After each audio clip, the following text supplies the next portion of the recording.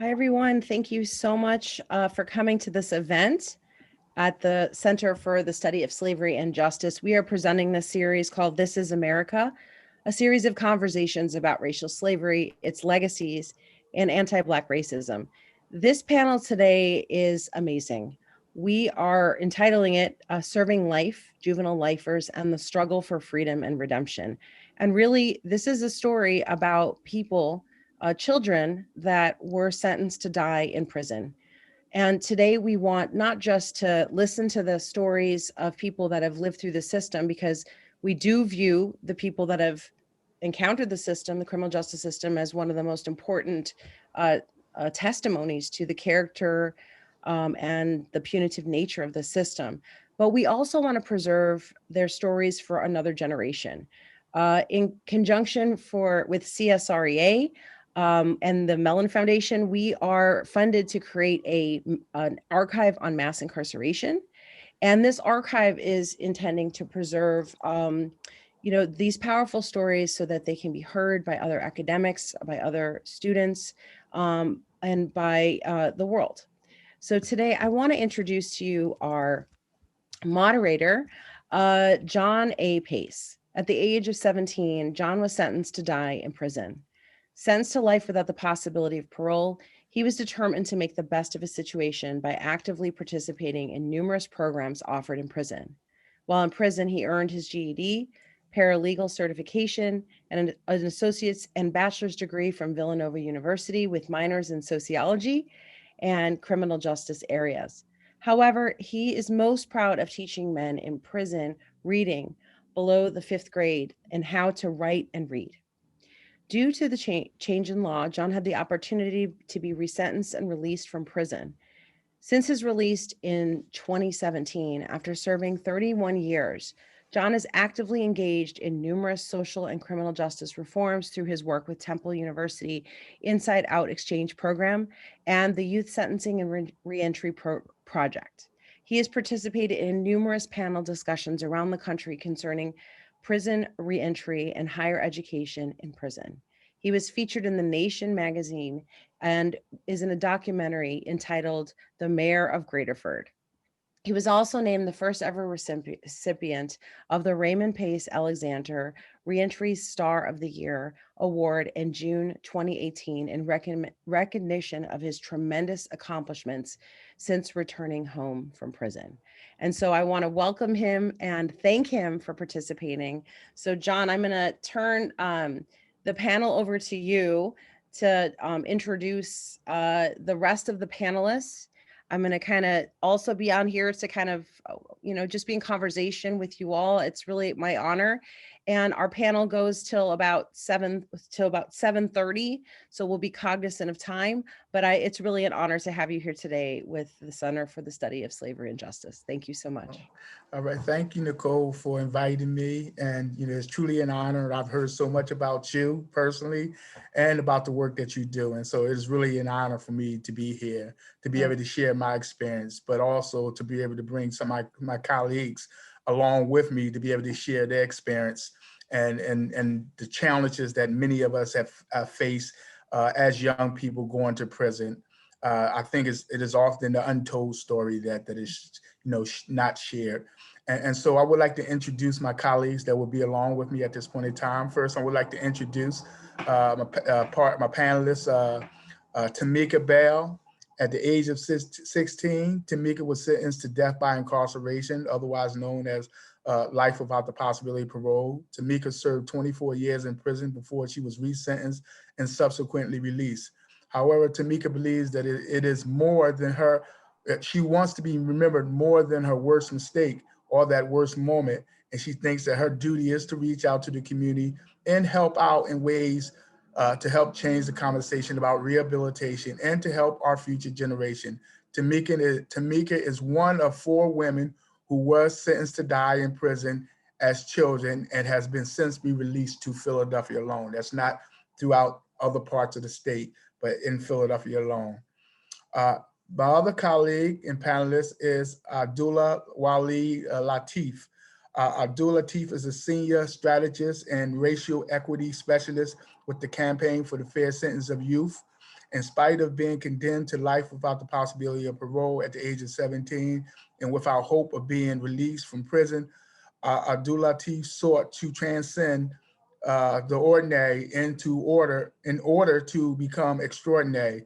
Abd'allah Lateef studied law, jurisprudence, and worked as a paralegal within the paraprofessional law clinic where we both actually got to know each other at. Since his relief, Abd'allah Lateef continues to advocacy efforts. Today, along with being the senior advisor and racial equity specialist for the Campaign for the Fair Sentence of Youth, Abd'allah Lateef is also a member of the Philadelphia Reentry Coalition, a member of the University Penn Gold Ring Reentry Initiative Advisory Board, and a board member of the Center for Equity for Employment Opportunities.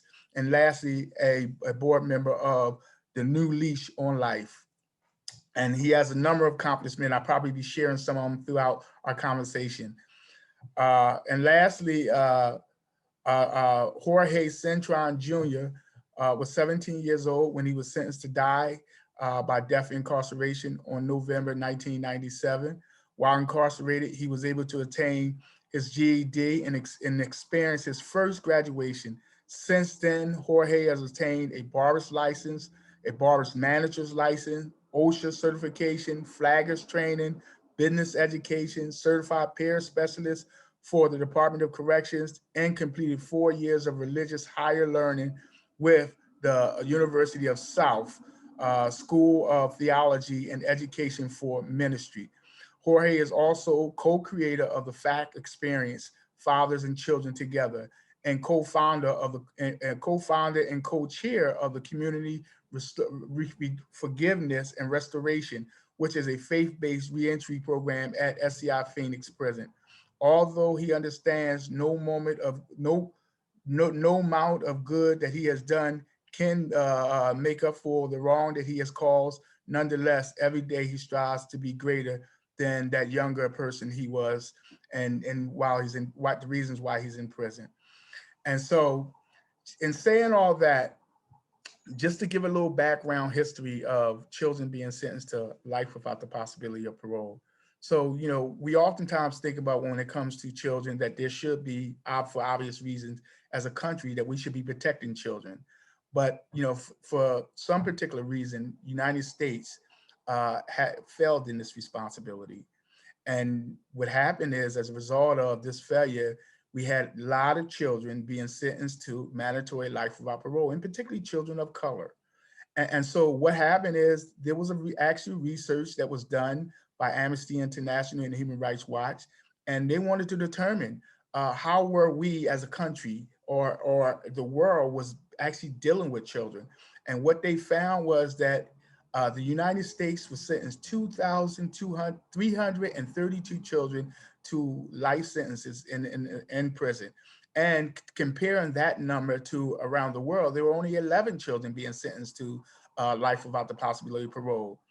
All along, just to put some context to this, we were also actually executing children, and particularly children of color. You know, I think you might hear the infamous story about George Stinney. You know, was 14 years old, a young child of color that was actually executed. And they actually had to put a book underneath of him just to rise him up so that they could place this around his head to execute him. And so these were some of the common practices. So it wasn't until 2005 when the United States dealt with a case called Roper versus Simmons that said that you cannot execute children. Just to frame us and give some context for people who may not understand what got us here. And so the United States said that it was unconstitutional to execute children. And this got the ball started along with the report from the Amnesty International and Human Rights Watch, looking at how we were treating children. And so there were a number of cases that came down, and ultimately, and I don't want to say all the cases because I want to say that for some of the conversation a little bit, but ultimately it was like 2012 when the United States Supreme Court said that we cannot be giving children a mandatory sentence, that it was a cruel and unusual sentence. And that really was the beginning of the hope for many of us, particularly many of us were in Pennsylvania. We was like over 500 of us that were sentenced to this kind of sentence. And so in Philadelphia alone had over 300. And so that was the beginning, but it took a few more years later in a case called Montgomery versus Louisiana, ultimately where the court said that this decision was retroactive. And so what I hope to do tonight is I hope to not only just look at this from cases, just the cases that the courts went through and we heard, okay, people are getting out, but to hear from actual voices of individuals who've actually had to experience it. Think about the idea of children being sentenced to life without the possibility of parole, going into environments that was frightening for many of us, you know, and so I want to be able to share these voices. And particularly, I thought it was relevant to have a woman, because we often hear stories about the men, but what did the women have to go through? And so that's what we hope to do tonight, is to hear these voices. And so I would like to begin, you know, I thought it was important to hear a voice of someone who's still currently incarcerated. You know, despite the fact that me, Abd'allah Lateef, and Tamika have been blessed to come out, you know, after all those years, but there are some that are still currently incarcerated, still facing this trauma. And so what I would like to just start us and ground us in just hearing what Jorge Cintron has to say. And so I asked Jorge the question of, when he heard, just to introduce himself, but when he heard the judge say that I sentence you to life imprisonment, what were your initial feelings and thoughts being sentenced to life, sentenced to a life sentence? And so Jorge shares his experience. Give it a second. Mr. Juwan Bennett is a PhD candidate in All right, Jorge, thank you for joining us. So I want you to share with Brown University, how much time have you served so far in prison? And, you know, just share a little bit about yourself. My name is Jorge Cintron. I'm 41 years old. I've been incarcerated since the age of 17. I was arrested on September 5th of 1996, and I'll have 25 years in this September. Okay. So when the judge said that I sentence you to life imprisonment, what was your initial feelings and thoughts on being sentenced to a life sentence? For me, being sentenced to life, it meant that I was never going to come home, that I was going to die in prison, especially being incarcerated for 3 murders and knowing what, I really didn't understand what life was. I really wasn't getting it, you know, but I had a father I have a father who is incarcerated, serving life. So I had an idea what life meant, but it still didn't register. But it was, you know, I had that feeling that prison was going to be, you know, somewhere I spent for the rest of my life. And growing up watching movies like American Me, these prison type movies that made you think, you know, gave you an idea what was prison like. And I had no clue, I had no idea what I was heading towards. And I thought my life was over. So in my young mind, I tried to find a family in prison when I first came through. I got involved in the gangs, thinking that this is what prison should be like. You come here and you get a part of a clique. And that lasted to about the age of 19 when I had some older prisoners, other men who were incarcerated who had known my father from the prison that I was sent to, that they saw me and they thought best to take me under their wing, so to say. And they began to encourage me about bettering my life, you know, but I was lost. I really thought that prison, I was going to die in this place. Okay. So thank you, Juwan. Juwan, just as Nicole was about to share, that Juwan is a PhD student. Actually, I think he's a doctor now. And Juwan has been working with us since many of us have returned out and been working with us out in the community. And so thank you, Juwan. And we will be doing this throughout, and I'm quite sure it will get better. So thank you again. So I would like Tamika to answer that same question. When the judge, you can reintroduce yourself, you know, who you are, but just when the judge says to you, I sentence you to life without the possibility of parole, you know, what was your thoughts? You know, I know that many of us, and I'll share my story, many of us didn't know what life really meant. But what was your feelings when you first heard that? Take it off. Yeah. Okay, my name is Samika Bell, and I did serve 24 years. When I initially went to court and I was standing in front of the judge and he told me that I was sentenced to life in prison, it did not register to me because upon, being arrested, they were giving me medication and they were telling me I had to take medication. I had to take medication. So, I was 16. I was away from my family. And nobody was telling me that I'm not supposed to take the medication. So I did. So standing in front of the judge that day when they told me I did have a life sentence, like nothing was registering to me at all. And then when I got to Muncie, when I was 18, that's when I realized, when I met all the rest of the, people that were serving life sentence and they were like explaining it to me, do your appeals and, maybe you can get out. And so I'm thinking maybe I'll get out in a couple months, I just do my appeals and I'll be home and everything will be fine. And, unfortunately it didn't turn out that way. And so I just, I went with the other lifers. They took me under their wing and they were like, get in school and, get into programs and work and get into sports and do things like that. So that's how I spent my time. Yeah, thank you, Tamika. Abd'allah Lateef, similar question. Like, first of all, did you understand what life meant? And hearing life imprisonment, because that is the term that they use, life in prison. They didn't say life without, they just said life imprisonment. And ultimately, we learned what that meant. But what was your initial feeling when you heard that you're sentenced to life imprisonment? So let me first contextualize that. And as we contextualize it, just would like for those present, thank you for joining us, to ground us in this moment, that there's 101 years between you, Tamika, myself, and Jorge. 101 years, and he's still serving.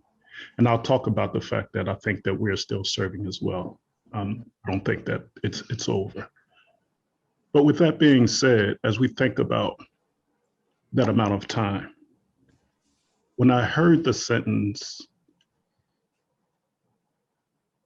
I don't think that I understood what it meant, like the legal definition of what life is, the legislative definition of what life is. But I knew instinctively it was a very, very, very long time. And to be quite honest, because of the circumstances that led to me being found guilty and convicted to second-degree murder, which carried a mandatory life without possibility of parole sentence. When that sentence was imposed, I was confused because it was the very first time that I heard that I was subjected to that. Prior to that, I had an attorney who asked me, begged me, in fact, pleaded with me to accept the Commonwealth's plea offer to involuntary manslaughter, and I accepted. My parents prohibited me from going forward with the plea for reasons that we can get into a bit later. And so the plea was withdrawn, and I went forth to trial and was subsequently found guilty. And it was the very first time that I and my parents learned that it carried a mandatory life without possibility of parole sentence. And so I was in a state of disbelief, confused, angry, because just months before, I could have received a 2.5 to 5 year sentence, and I couldn't fathom how 2.5 to 5 year sentence turned into life in prison. And so with all of those conflicting emotions, coupled with shame for being involved in such a crime, I think the most prominent feeling was that of just anger and disgust. And I went to the prison, I remember distinctly going through the gates of Grateford Prison, which is like a dungeon. And instinctively, I knew I couldn't spend the rest of my life in prison. So I went in with the mindset that I have to get out here by any means necessary. And I started from day one looking for a way to escape. That was my mindset. That was the way I felt. Yeah, thank you, Abd'allah Lateef. You know, and I will share just, you know, a little bit of mine as well.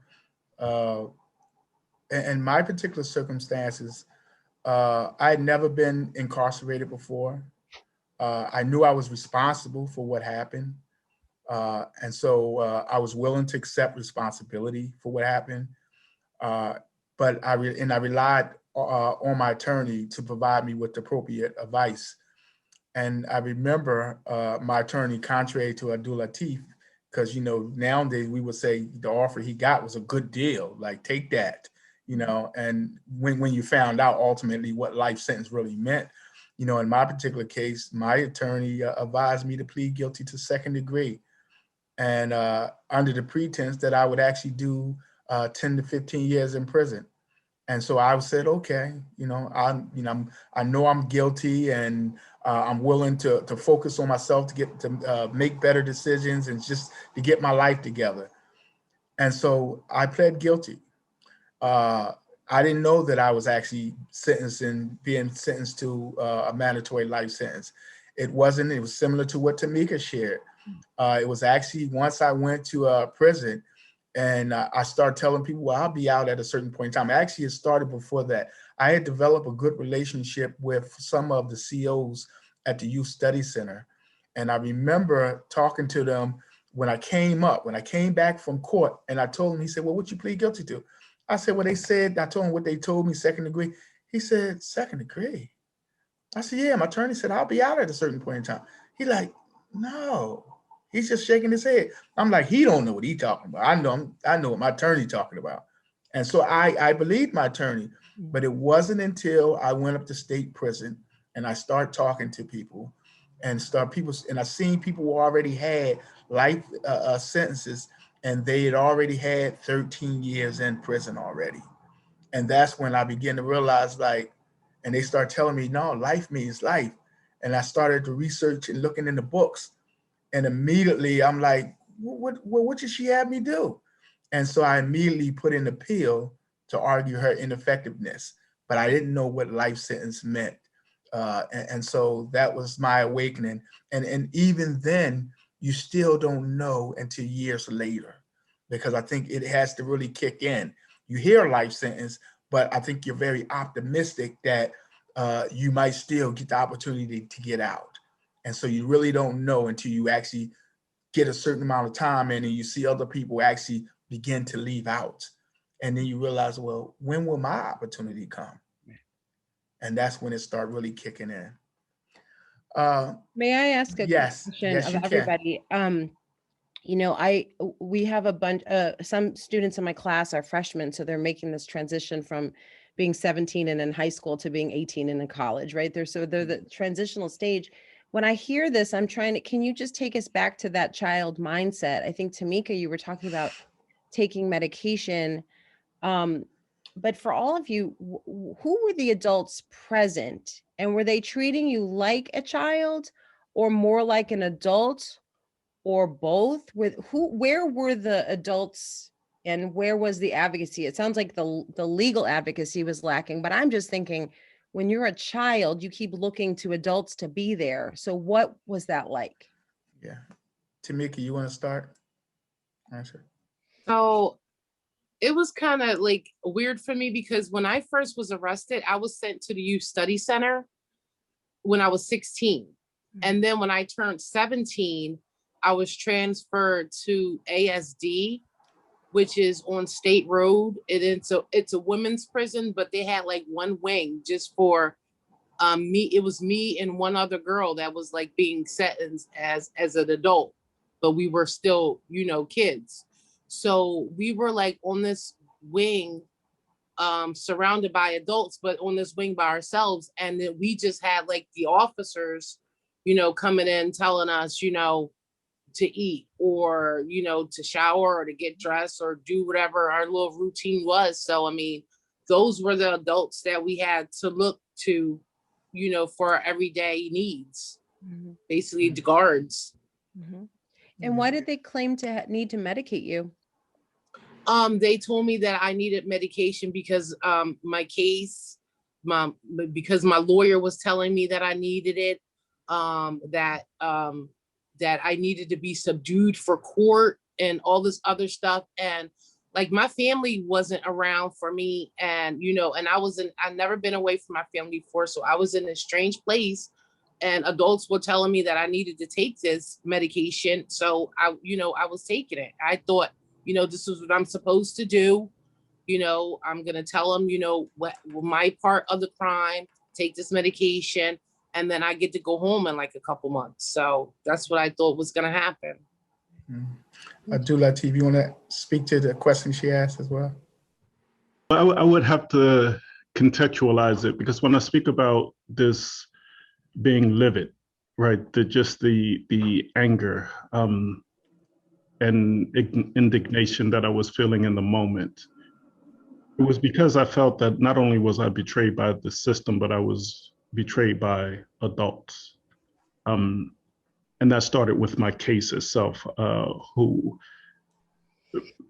being participatory in an unarmed snatch and run robbery with a 21-year-old adult. And immediately he shifted the onus and the blame on myself when he was the principal actor. And then going through those processes of arrest and knowing that I wasn't the principal actor, and under these circumstances, choose to try me as an adult when I was the first one in my county to be tried as an adult and sentenced to life without possibility of parole. I wasn't the first child in my county to be involved in a homicide, but I was the very first one to be tried as an adult and convicted and sentenced to life without possibility of parole. And one of the things that is just glaring about that is the fact that I had a white victim, and the other cases in which children were involved in homicides but remained in the juvenile system were white offenders with white victims. And so there's a clear racial dynamic, because otherwise there's no justification for an unarmed robbery where a person dies of a heart attack 18 days later, for that to be the type of case that you want to try as an adult and give a life sentence to. That being said, that's a part of the anger. The process of where a prosecutor will offer a plea deal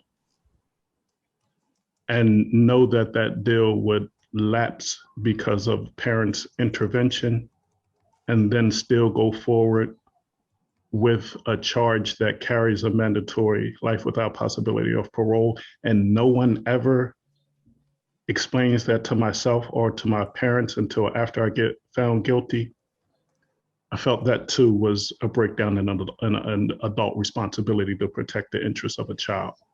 And then entering into the prison system itself and seeing the violence, the filth, the wanton neglect and indifference to human suffering.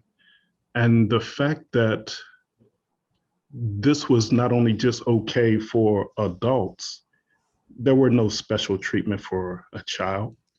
You were expected to manage to make your way. And this was at a time before prisons were made safe, before the Prison Rape Elimination Act, where there was very volatile circumstances, where drugs were prolific, as were sexual predators. And anyone who was perceived as weak or unable to defend themselves were prey.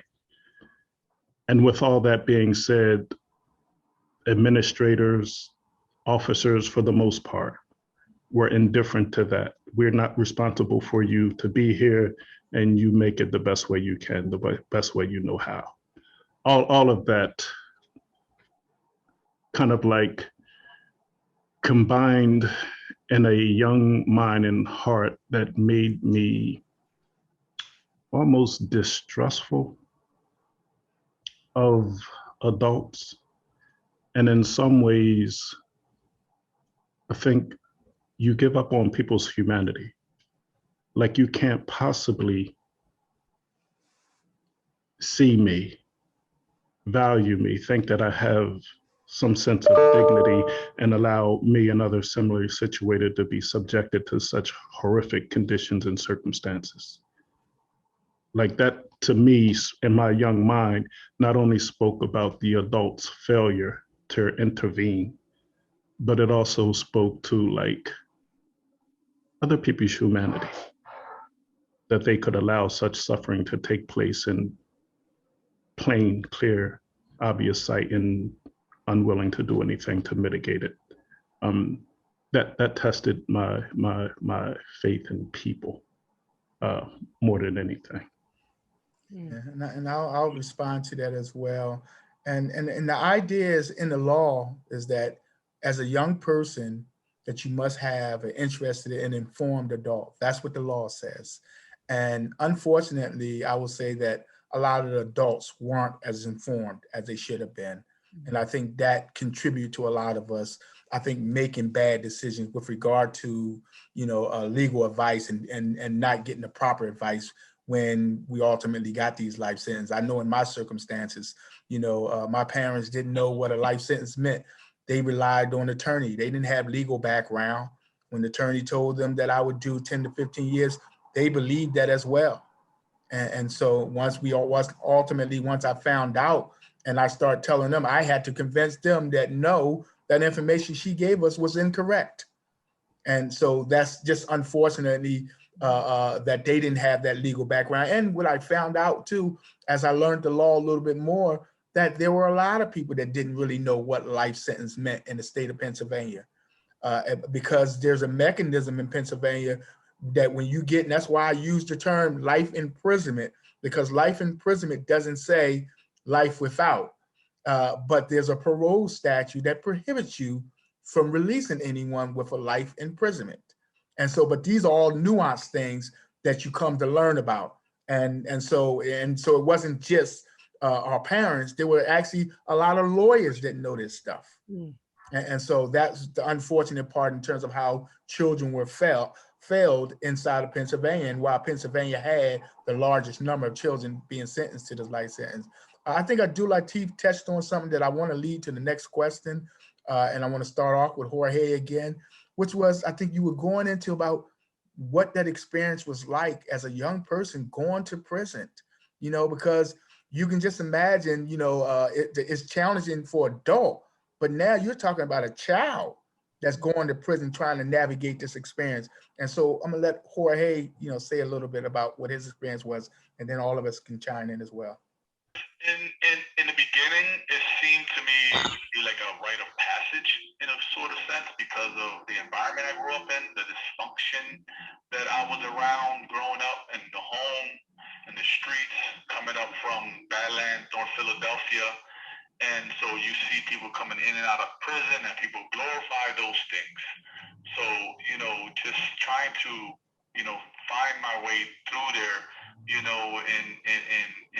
just live life, I think I would say I did come to a place in the beginning where I settled for this place to be my home, and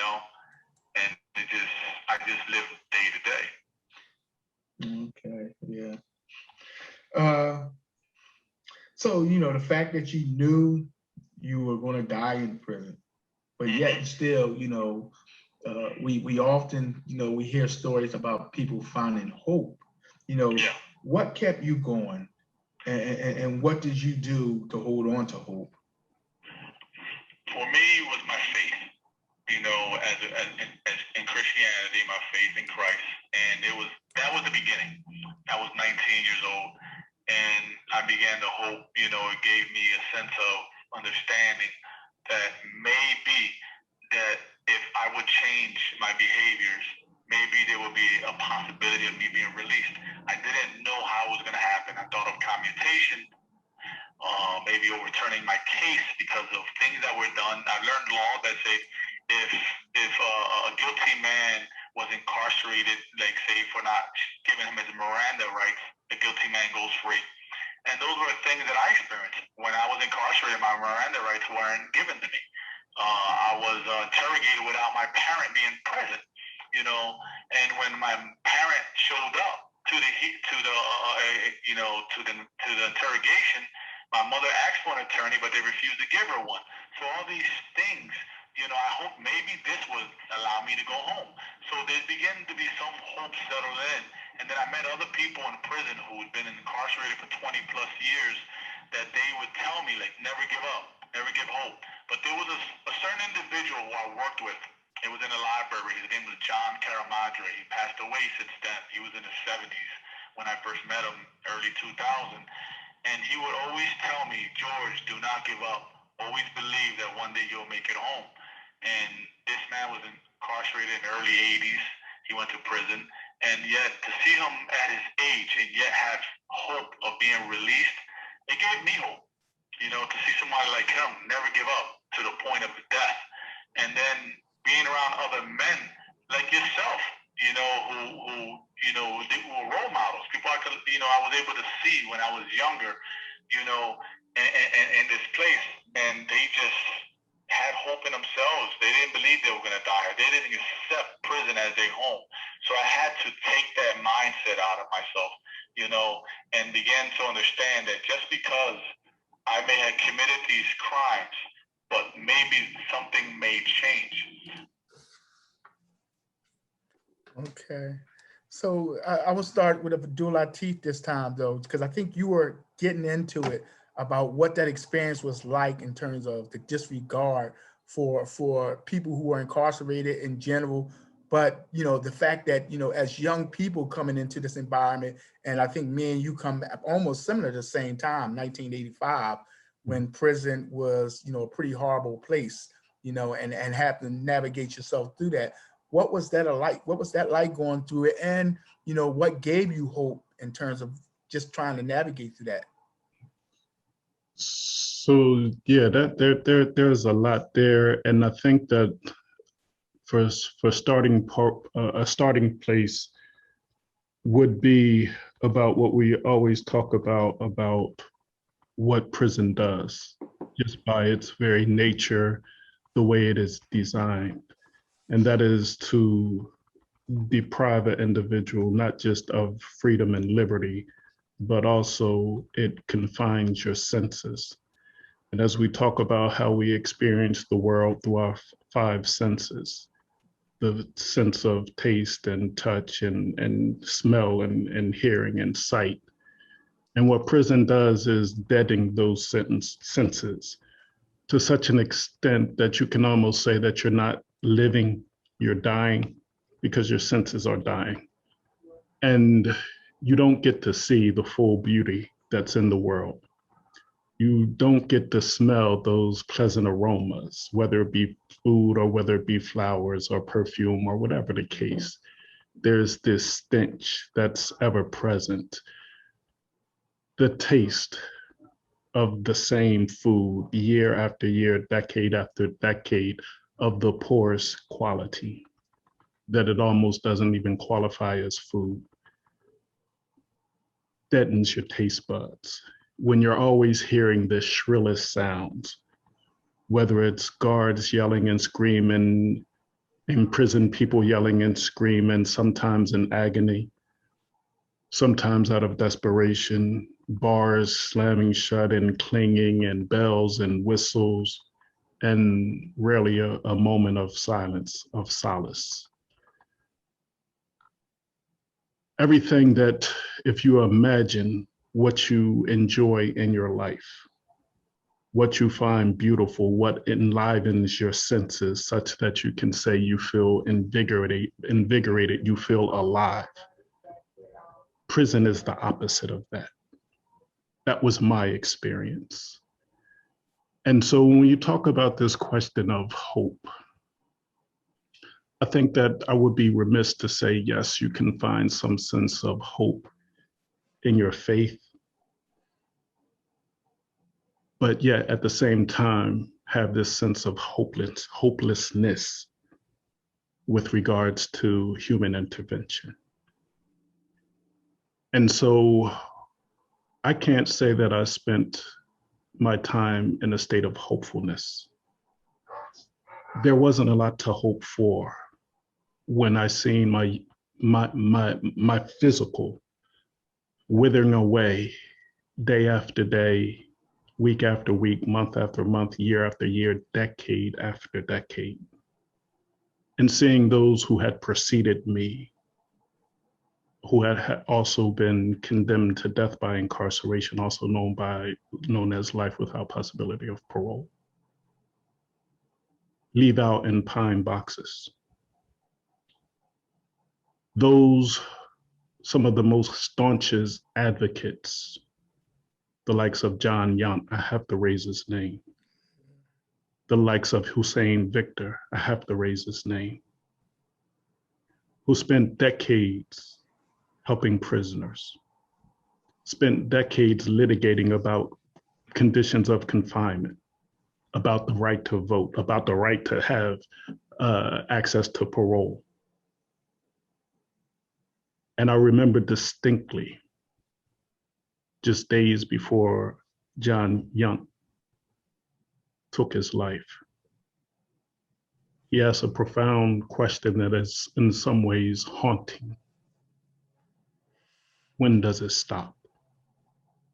When is enough enough? And this was just days before he took his own life. And so when I think about this thing about hope, again, hope in divine intervention, but certainly hopeless when it comes to human intervention. The callousness, the disregard for suffering, the disregard for an individual's right to redemption. And what is worse than that is the acknowledgement that it's probably an injustice, but I can't do anything about it, and it's just too bad. So I wouldn't characterize my situation as one as being necessarily hopeful. I applaud those who can hold that and hold firmly to that. But I've seen, witnessed, and experienced far too much suffering for me to ever think that an individual could or should remain hopefulness under those circumstances. We just simply have to do better. Yeah, thank you, Abdul.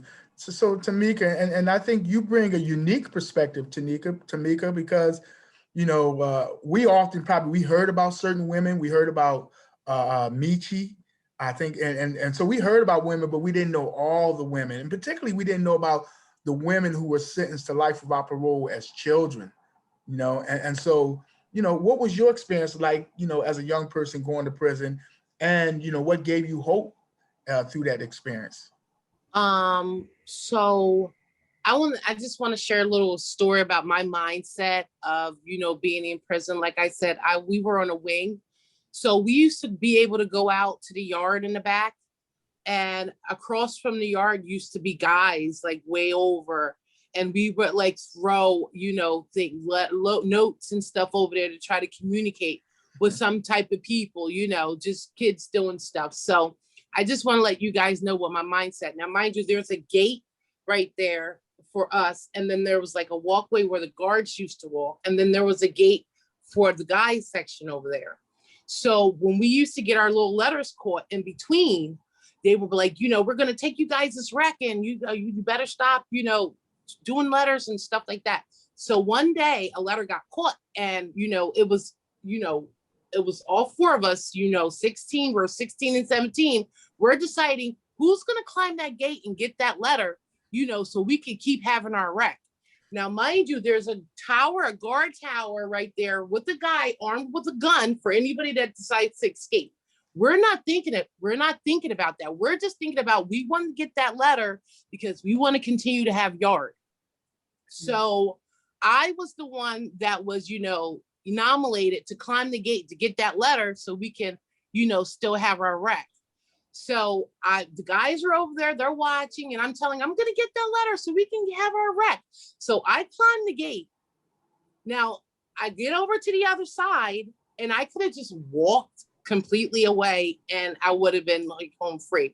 But I'm not thinking you're about to go away for forever. You're going to do this. I'm just thinking, you know, I need this letter so we can have our rec, whatever. So I climb the gate. I'm over on the other side of the gate. I get the letter and I climb back, you know, to where I'm supposed to be inside the jail. You know, so I just want to give you guys a little bit of mindset of where I was thinking at 16. You know, fast forward to me going to Muncie. I met, you know, a lot of amazing women, you know, in Muncie who survived, you know, terrible times in Muncie. And, you know, like I said, Michi, Rhodey, Sharon Wiggins, I definitely have to mention her name, Peach, lovely known as Peachy, you know, all, you know, surrounded me and, you know, told me, like I said, to get in groups, you know, do classes, get your GED, you know, do all those things. So get in a church. So, you know, I got into sports. I played softball and volleyball. You know, I played the drums in the church. And, you know, I just tried to keep focused on one day, you know, maybe one day I'll be home. Maybe one day this will happen. But like, you know, Abd'allah was saying, year after year, I was seeing my sisters fall, you know, to cancer, to fall to, you know, to other diseases, you know, that they weren't taken care of in a jail. So they would be sick for a long time and then they would, you know, pass away. So, you know, year after year, you know, you know, I can say this, I have my good days and I have my bad days. You know, I had, you know, and my bad days were, you know, I'm going to be here for the rest of my life. So, you know, I have to make the best, you know, of my situation the best way I know how, you know, and then I had those other days of, you know, one day I'm going to go home and I'm going to, you know, be with my family again and, you know, do the things that, you know, I miss doing with my family. So, you know, being a woman in prison, it was like really hard because it was like, mind you, I didn't have my family behind me. You know, I had to learn from all the other, you know, women that was there for way longer than me. So, you know, I basically grew up. So they taught me, you know, how to, you know, as far as feminine products, they taught me, you know, how to do, you know, other things that I was supposed to know as a woman. You know, like we formed some sort of a family bond, you know, as women, you know, and so that's, you know, how I spent my time and, you know, decided to hold on to, you know, they're still here, you know, the people that were, you know, the women that were still, you know, trying to fight their cases and still trying to go home, you know, I just, you know, held on to some kind of maybe, but Yeah, and I will just briefly share before I move on to the next question is that I think I was fortunate when I came in that I was able to link up similar to Tamika with some of the older guys, and they put me in connection with organization. So some of the efforts that were under the way in terms of trying to establish parole eligibility. So I was immediately involved in those particular efforts. And so my hope was that something would eventually change, but those hopes were dashed. I think particularly, I remember it was probably a dark period in the state of Pennsylvania. We had just recently had a guy that got his sentence commuted named Reggie Mcfadden. And when he got it commuted, he went out there and committed double homicides and he raped a woman. And pretty much at that time, Tom Ridge was running for governor and Mark Single was the lieutenant governor at the time. And he was responsible, one of the decision makers that allowed the guy to get out. And so he said, Ridge said, I'm not releasing no lifers. And so we were hoping that he would not win. And so when he won, it was one of the darkest periods in the state of Pennsylvania because we knew that if you wasn't getting out through it was three ways we say you're getting out. You're getting out through the courts, you're going to make it through commutation, or you're going through the box, or skate. You think about, or potentially escape, or you're going out through the box. And so when he won, I think it dashed a lot of people's hopes.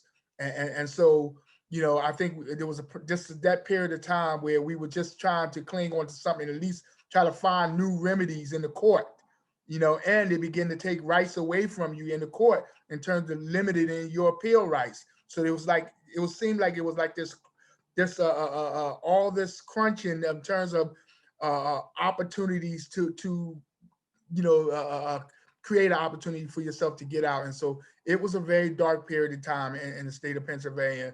And the fact that, again, we were seeing friends of ours that were actually believing, I think it was sinking into us that this is a reality, that we might be spending the rest of our lives in prison. You know, so I want to let Jorge chime in again.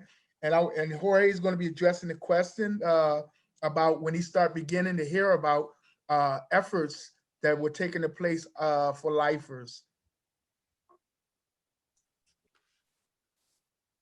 The journey actually began in 2005, you know, when Roper came out, you know, that I believe the law was going to change then, that it was going to eventually give us juvenile life with parole. So once that came on hand, you know, I thought that, you know, I had a chance, you know, but there was still something there that because of the administration that was in Philadelphia, we had Seth Williams, DA administration. There was a little bit of worry there. You know, I must admit, like, what are they going to do? You know, with somebody like me facing, you know, who had committed 3 crimes of murder. And sure enough, my worry that I had came to be. They offered 65 years to life, and I still didn't give up. I said, of course, I'm not taking 65 to life. And from there, you know, I just continued to believe. And then Caramadre came on board. There was a wave of Caramadre, what he was going to do was coming on. And I did everything with my attorneys to postpone my resentencing hearing. And sure enough, it worked out where Caramadre came on board, and that set me in a state of mind that I knew that I'm probably going to get 30 years or less. And sure enough. So let me ask you a question before you get to that part. So what was it like to follow the Miller versus Alabama decision and the Montgomery versus Louisiana? What was it like? What was that feeling like? Oh man, it was I felt the like we say, the monkey coming off my back. You know, I felt the weight being lifted. You know, it was like I could see. And then was this in following it, or was this in once the decision was made? In following Miller, it was like I knew, I had the feeling that it was mine already. You know, I just haven't obtained it yet, but I knew it was coming. You know, and just the feeling of knowing like this hope right here, like this is real. You know, everything I was talking about back in 2000 is coming to pass, about waking up one day, maybe the law will change. And that's what happened for me. Same question. Like, you know, so, you know, hope was dashed for many of us. And then we begin to hear about some of the efforts taking place. And so, Tamika, you start off, what was it like, particularly some of the women that were up there at Muncie? What was it like, just, you know, knowing this and then ultimately the court coming up with this decision? It was like amazing. Like everybody was like congratulating me and like, you know, giving me, you know, telling me you're in my prayers. We're rooting for you. We're so happy that things you're moving. And, you know, when the decision was ultimately made, it actually like gave the other lifers some kind of hope, like maybe something was going to happen for them too, because they said, oh, the laws changed and this happened. So for them, maybe something will happen for us. So that was the kind of, you know, mindset that everybody had. So at that time, it was like everybody was like in good spirits and in good moods. And for me, it was just like, honestly, I'm not gonna even lie, I didn't think it was real. I was just like, it was like, I just refused to believe, because so many times people would say the law is gonna change and this is gonna happen. And then I would have my hopes up and it didn't happen. So honestly, you know, I was just like, yeah, like I don't really believe it, because when I first heard that the law did change and like we were coming home, like I was in a drug and alcohol program. They told me I had to do the drug and alcohol before I left. And we were out on a smoke break, and some girl yelled out the window, and she was like, Helen Lavelle, I'll never forget. She was like, Mika, I just heard it came across the ticker tape on the TV that they passed the law that you're going home. And everybody was out there, was like cheering and so happy for me. And I was just like, I was happy, but I was just like, I just refused to allow myself to like get excited, because, you know, I didn't want my hopes dashed again. So I was just like, thank y'all. And then I went in my room, I turned the TV on, and I wanted to see it for myself. I called home, and I was like, I called my lawyer, and I was like, please tell me like this is true. Like, and he was like, it's true. You're coming home. We're finalizing all the paperwork right now. And that's when I finally allowed myself to like cry and scream and like show so much emotion. Yeah, that's wonderful. You know, so Abd'allah Lateef come from a different perspective, because here's a legal mind. And so I know he was probably following the law and probably had, you know, being pessimistic because he knows the law, you know. But so what was your experience when you first started seeing, you know, first that there were efforts taking place, and then ultimately the decision itself? So yes, absolutely. Now listen, love you to death, bro, but I am cautiously optimistic, even though I sometimes seem or sound pessimistic.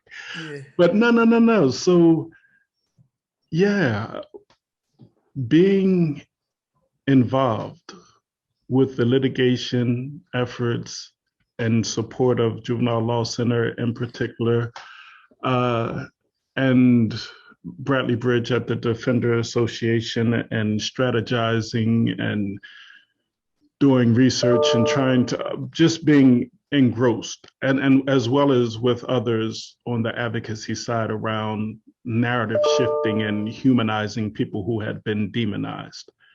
Being engrossed in that work, what you find out is that they fight you every single step of the way.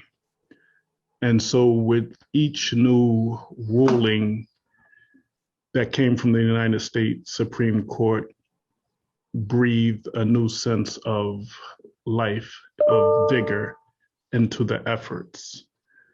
But that was always countered by district attorney associations, by fraternal of police, by conservative legislators, and some, not all, some victims advocacy groups. And so that fight was just ever present. So with every ruling that came, the court was always falling short of saying what needed to be said, which they ultimately said in Montgomery, when they invalidated all of mandatory life imposed sentence. And I'm not saying that they went far enough, there's still much work to be done. But when that decision was made, I remember the atmosphere being festive almost. Like they finally did it. Like we started off with Roper, we went to Graham versus Florida, the case out of North Carolina, here we are, Miller Montgomery. They finally said it. Our sentences are illegal, we have to be resentenced. And while you can imagine that sense of jubilation, that sense of relief, I remember seeing it across the ticker tape on CNN. And I sat on my bunk and I just felt the heat from the tears flowing down my face. Like for the first time that this could potentially like be real after 30 something years. And no sooner than a tear hit the floor before there's commentary starting to come on CNN from prosecutors talking about what the decision did not say, which is that it did not say that it's retroactive. So for those who are already sentenced to that, then they should remain serving life sentences. And we're not concerned about their rights. What about the rights of the victim who have to relive resentencing and parole hearings and to the end of it? And then you begin to hear one after another, almost in unison, making the same arguments about why the court's ruling in Miller should not be applied retroactive to those who are already serving. And sure enough, prosecutors began to galvanize around the country, and that became the issue, fighting over retroactivity. So no state court would act on Miller because of the opposition, and it had to go all the way back up to the United States Supreme Court to mandate that their previous ruling several years earlier did in fact apply retroactively. So when you have that long history and interaction, as I said, this thing about losing faith in humanity and human beings, it's because of those experiences. It's because of those experiences. So it was hard to remain hopeful when every turn there was either deliberate indifference or there was a deliberate attempt to ensure that justice, to ensure that mercy, compassion, the right to redemption didn't apply to me and those of my colleagues who were already serving death by incarceration. So yeah, I happy for a moment, relieved for a moment, but then the reality kicked in that the fight was far from over.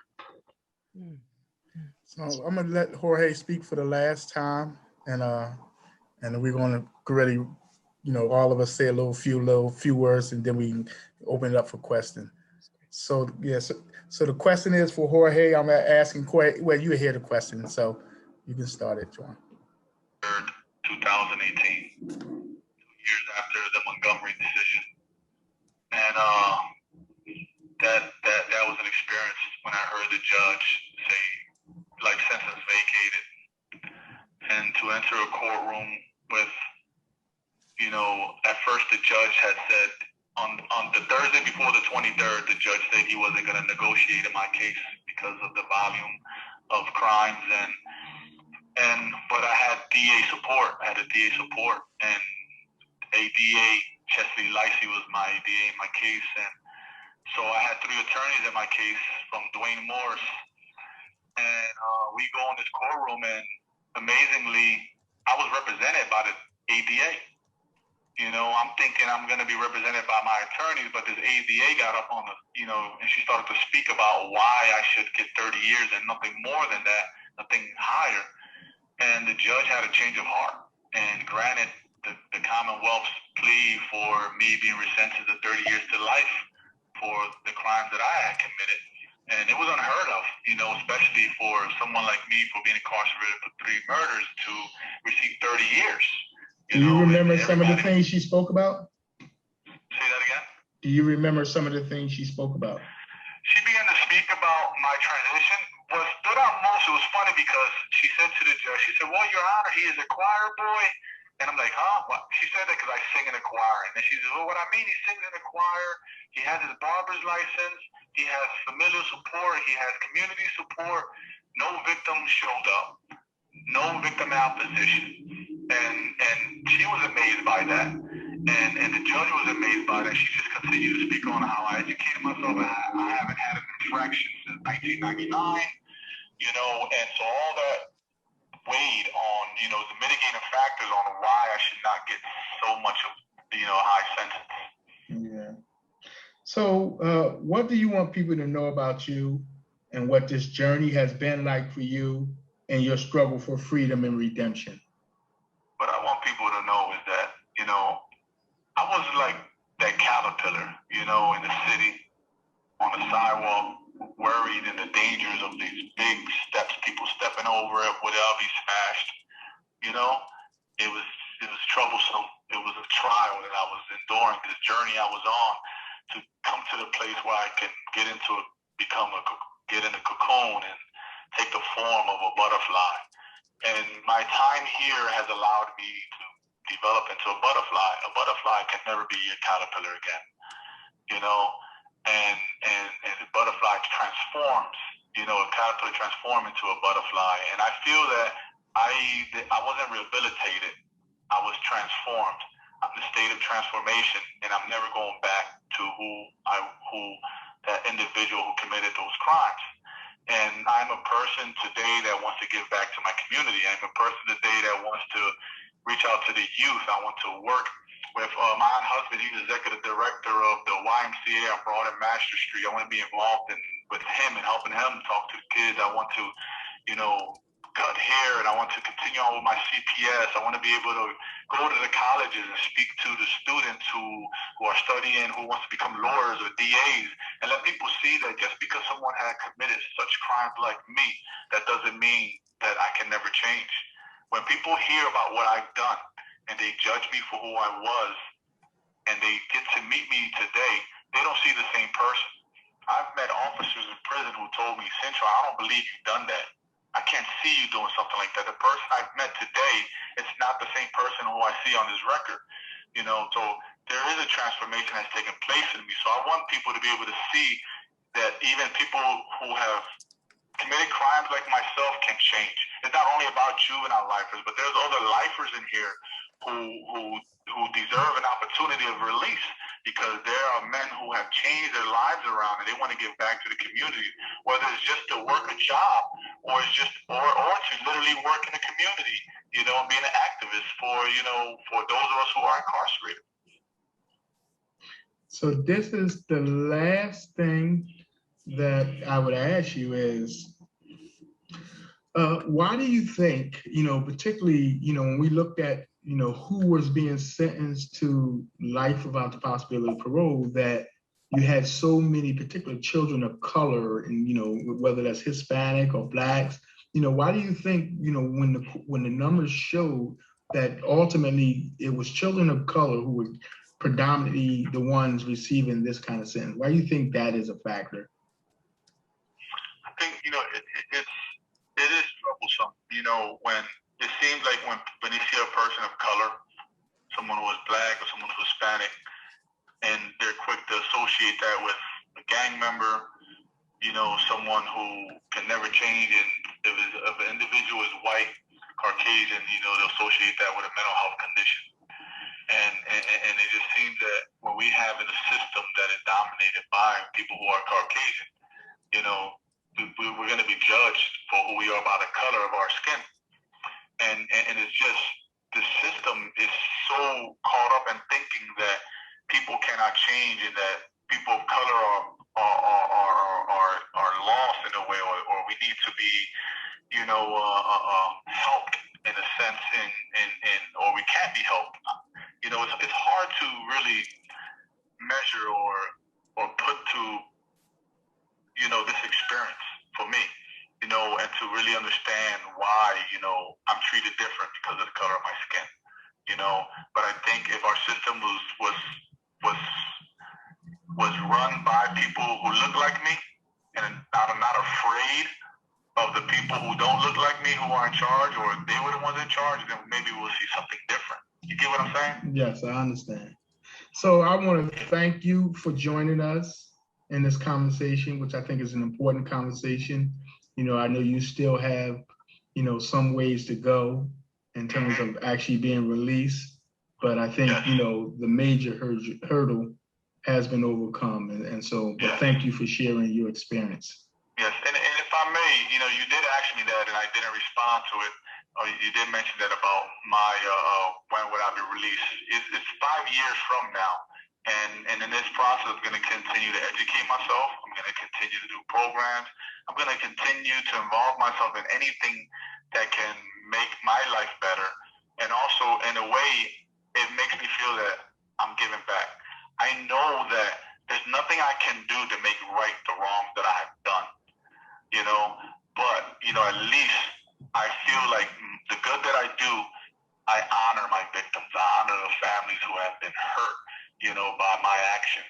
And I want to, you know, I'm always mindful of the people I've harmed and their families and the ripple effects of those actions, you know, and I live my life each day to honor them, to so that, you know, I would never harm a person again, you know, by my words or my actions. All right. Thank you again for sharing. All right, my brother. Okay. I have to say, John, when he said that he's going to be in for 5 more years, I think that's just profound for, I mean, for some of the students, if you know, that are 17 and you take away 5 years, they were 12 and playing Little League. And I mean, it's just the notion of time is really a profound currency. And I guess I'd like to know how you all think of time now, because time is altered, whether you're in, you know, prison time is like 5 years. He's saying 5 years, like it's no big deal. And if you're on the outside, you're like 5 years. Oh my gosh, you finish college, you might go off and get married, right? So I'm just curious how you all think about time when you were inside and now as a free person. Do anyone of y'all want to start? I got some thoughts, but anyone of y'all want to start that? Well, I'll always defer to the beautiful Mrs. Tamika Bell, of course. Question, please. Can you repeat the question, please? Yeah, I was going to say that, like, how do you think of time? Because I mean, the idea that Jorge is still going to be behind bars for 5 more years, I mean, it's really profound to me. But in terms of, I know some people describe that time on the inside feels different from time on the outside. So how did you think of time while incarcerated? How did you commemorate time as you move from maybe your 20s to your, you know, your teens to your 20s? And then how does it feel now? Well, time then, it seemed, you know, to go so slow. Everything was just like, you know, Abd'allah was saying, everything was just gray and dull and everything was just so slow. And now it's just, now that I'm, you know, home and, you know, doing, you know, active and, you know, helping my sisters that are still in the struggle, it's like, there's never enough time, you know, in a day. Like, I still want to do this or say this or, you know, do something like that. So it's just like, everything goes by like so fast because I just feel like it's always something else to do, you know, to help out somewhere. Yeah, I would just add for myself that I actually still suffer from that. There's like this lingering thing. So part of that sensory deprivation thing is like the concept of time, when one day resembles the next, and there's really not much to distinguish 1 year or 1 decade from the next. When I look, sometimes I think repressed memories as well. Like, you think back to some of your experiences over a 30-year period and realize that 30 years is like a very, very, very, very long time. To almost be subjected to some form of trauma or another, whether it's physical, psychological, mental, emotional, almost on the daily for that period of time, it does something to your concept of time. And so even to this day, I still suffer from the struggle to distinguish one day from the next. Like, there aren't those significant markers outside of like work that helps me with marking time. So if you could any day of the week ask me what day it is, and it's a struggle.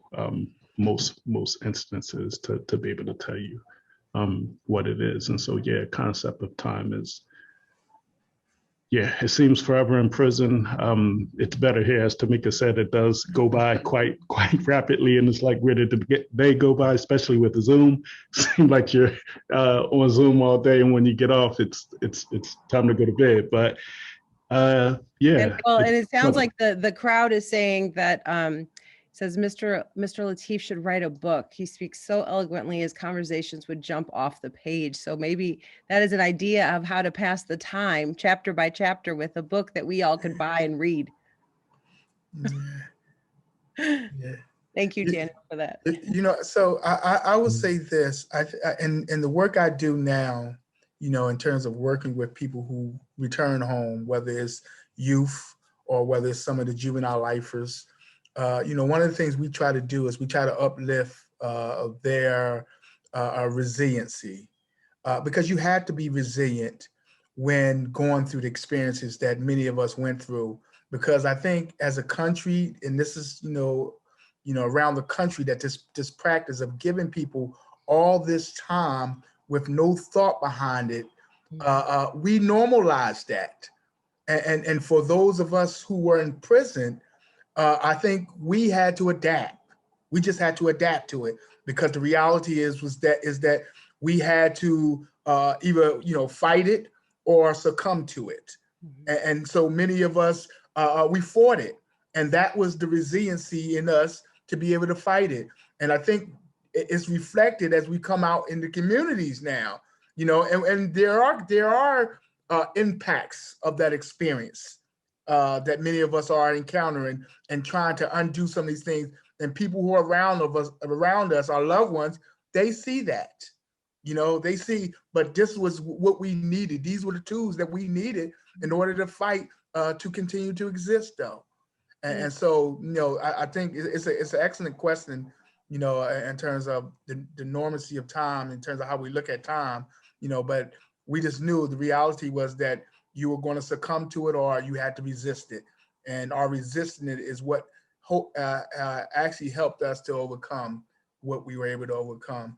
So I think we got some questions in there, but I would just, Abd'allah Lateef and Tamika, I think pepper in there just the thought of, what do you want people to know about you as well, in terms of, yourself and your struggle through the challenges and for redemption, and along with some of these questions that I see might be popping up.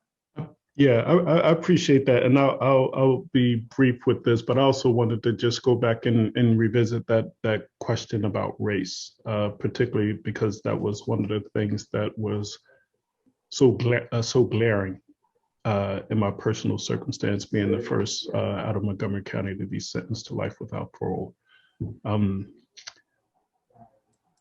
And I think the way to conceptualize it, like that was one of the things that you instantly notice, right? You go into prison and your senses are on hypervigilance, right? Just because there is no sense of safety. And for me as a child, not from Philadelphia or not raised in Philadelphia, there wasn't like I'm going into a prison where there's my peers. Not in terms of geography, nor in terms of age bracket. And so you're on this sense of hypervigilance, feeling alone and vulnerable.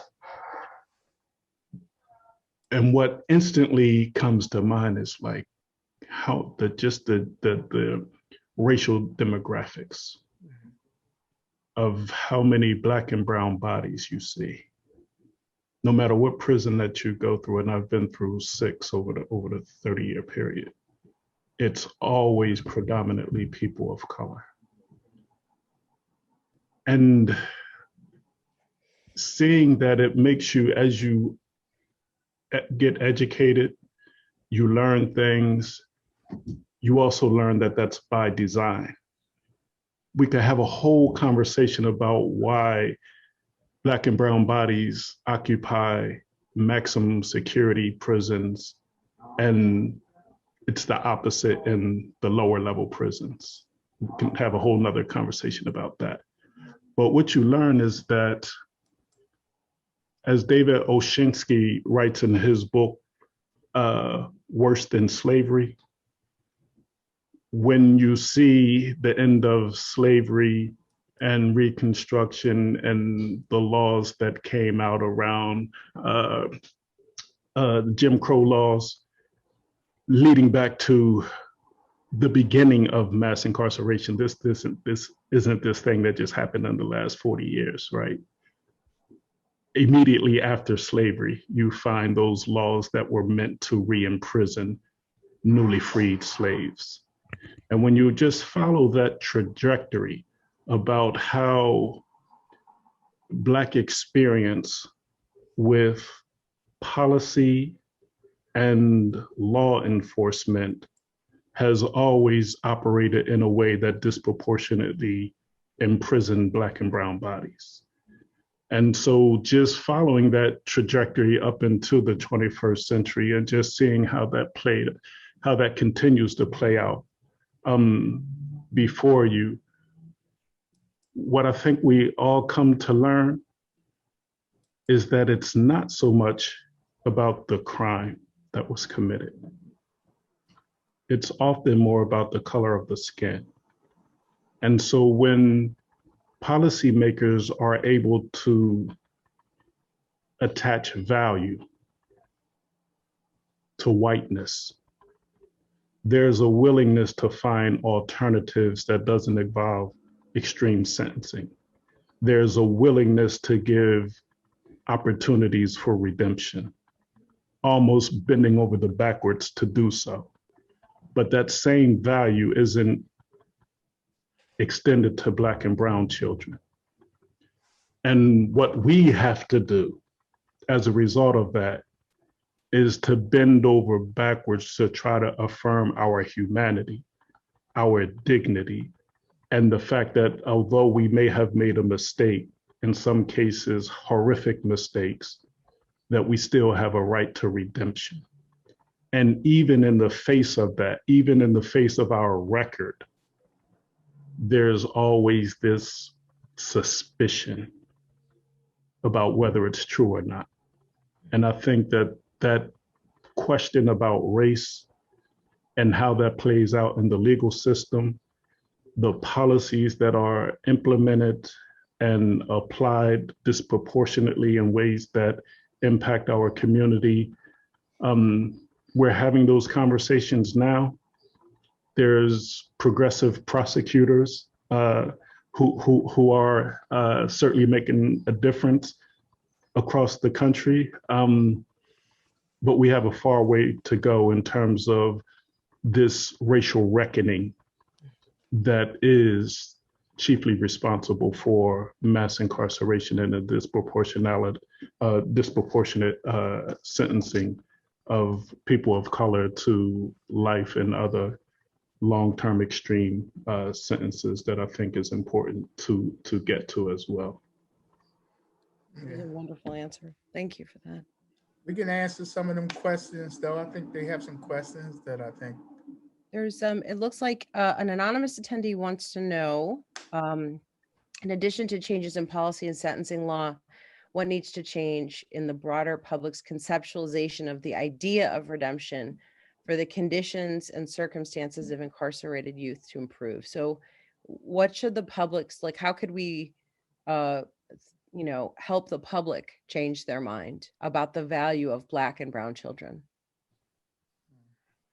I think Abd'allah Lateef just probably spoke to a lot of it. Yeah, really. I was thinking this, yeah. Yeah, I think it is about that acknowledgement about what drives these policies, right? And I think until we are truly honest about that, I think, we will continue to have these, conditions. I think we within the last year, I think when we've seen a lot of these, I don't want to refer to them as riots, but people protesting, about, I think that was unearthing many of these things that have been subdued for so long. Mm-hmm. And so it's been bringing the conversation, I think, to a surface, but I think there's still a resistance to it. And I think so I think we have to continue to push these conversations outward. And I think, I don't know if it's our responsibility to make people not feel fearful, because I think, when I mean fearful, meaning that to have these conversations and people coming out and protesting about, the injustice that's been happening for so long, I don't know if we have that responsibility to make them feel comfortable, because I think for too long they've been comfortable with a lot of the things that have been going on. And so I think we have to create discomfort so that people get, I think, because as we look at it, it's been driving conversations, it's been driving change. Unfortunately, it seems that this is what it's taken, but I think that we need to continue to have these level of discussions and protesters and, outrage about what's been going on, to create conversations and dig deep about many of these things that have been suppressed for so long. Yeah, and I think, you know, it was quite recent that people were still doing the colorblind explanation for everything. So I don't see race. One prosecutor in my study said, I don't see race, I see a case. And I was like, Yeah. well, yeah. but then you looked at the lineup of all the people that were being charged, right? Yeah. So I have you know, for all the attendees, we have about 5 more minutes, so type your questions in quick.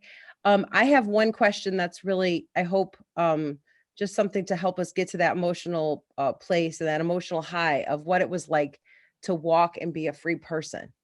I just want to know just the feeling. What was the day, like, what was that day, the moment, and maybe like one thing that you're like, I need, if you're from Philly, I need some John's water ice, or I wanted some, you know, what was the thing worth living for that you really relished in, and where your senses came back? I would give mine, and I think and I tell this story about, you know, people often ask me about what was my reentry like, and I say, well, I had employment available to me as soon as I came out, and I was fortunate in that regard, because everyone don't get that opportunity, and so but one of the things is I felt very sick, and feeling sick, I didn't understand why I felt sick. But I just to save a long story, as though my niece once said to me, though, she says overstimulation. And it was just me not being around people and all the activity that I was exposed to. And so I remember I was taking a walk, and I didn't know exactly where I was going, but I was taking this walk. And I remember just taking this walk, and the realization came to me was, just keep walking. Just keep walking, because as I kept walking, I began to cognitively become aware that this is what I was denied. And so I think it was my senses, as you phrased it, it was my senses awakening and getting and normalizing what was taking place versus what had happened to me. And so I think that was that moment for me that when I think back, that was, I think, helpful to me as I move forward. The day that I was supposed to leave, like the night before, I was like, I'm not going to sleep because I don't want to miss my name being called. I want to leave here. So I stayed up all night. And then that morning I was supposed to leave. They called me, you know, to have all my stuff ready. I went down there, and it was like, I think it was like 4 or 5 o'clock in the morning or something like that. And I was walking. It was still unbelievable to me. Like, I was walking out of the gates and I was never coming back. And I was thinking to myself, well, maybe I'm going to a doctor's appointment or something. Like, the reality of me, like, you're leaving, it just refused to like set in. And then when we got to the parole office, the van drove me to the parole office. I got out with my little box, and the 2 officers that drove me, they just like got back in the car and like drove off. And then I'm like just standing there with my little box in front of the parole office, and I was just like, okay, I guess this is where I'm supposed to go. But the feeling was just like, I don't know. It was just, it's undescribable. I mean, unless you experience being told you're going to be somewhere for the rest of your life, to being placed now, outside of parole building and the free world, is just like unreal. But one thing I did want was a cheesesteak from Philly. Nice, of course. Indeed.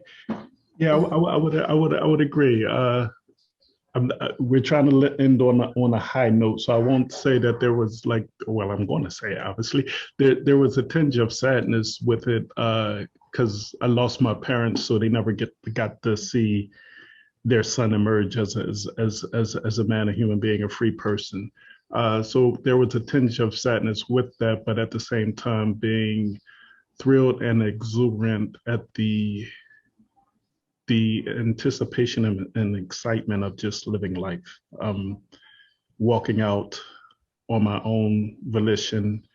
And what I looked forward to the most was getting in my car, getting on the highway and just driving, like with no particular destination, no particular place to go. Windows down, music cranked, just getting down the highway as another sense of freedom, a wide expanse. So I really, really looked forward to that as a fulfillment of prophecy, as it were. Beautiful. And we have a question for the audience, from the audience here, about whether any of you have reached out to talk with or make amends with a victim. And if that was possible, how did that go? And was that part of, was that even a possibility? Mm-hmm. I think in Pennsylvania, I think just a general question, in Pennsylvania, of your answer, in Pennsylvania, the law is that you can initiate that. They have to reach out to you. And I've seen, you know, just not in my particular case, I know the victim in my case didn't want to have any contact, but I noticed that in some of the resentencing hearings, that victims had the opportunity to speak to, they had individuals who perpetrated crimes had the opportunity to speak to victims. So a lot of that took place. But if that didn't happen, then, you know, if they don't reach out to you, you can't initiate that contact, because we are all actually still on lifetime parole. Yeah, and that is absolutely the case, that generic universal conditions of parole prohibit that contact. So even if they wanted to, they couldn't reach out to us directly. They would have to go through an agency to facilitate that, because it is a stipulated parole condition to have absolutely no contact with those individuals. But I was fortunate in the sense that the judge afforded me an opportunity to meet back chambers with no one present, no lawyers or not even the judge, just the family members and a sheriff for security purposes. And it was a cathartic moment, both for myself, but more importantly for the family, to be able to witness, to hear what they needed to witness and hear from me, to relieve them of this notion that this monster was responsible for the death of their loved one and had no remorse, had no regret, didn't think twice about the harm. And as one of the panelists spoke earlier about that wave, the shock wave that comes from violence in particular, and to hear that wasn't the case. In fact, it was quite the opposite. It was a healing moment for them and helped them make sense of things to such an extent that where they were previously opposed to my resentencing, afterwards they were in support thereof. And so, yeah, that's something that we constantly, I think, live with. And always want to make amends for, to this extent that's possible. Thank you so much. We are at time right now, and I don't think there's a way that we can thank you enough for sharing these stories of humanity and dignity. And you know, my students are consistently inspired by the last panel and this panel. We've been emotional, and so we just wish you all the best. And John, thank you so much for moderation. We're just so grateful for you all. It's our pleasure. It was our pleasure. Thank you very much, and have a wonderful night. And thank you from the Center for the Study of Slavery and Justice. Good night, everyone. Thank you.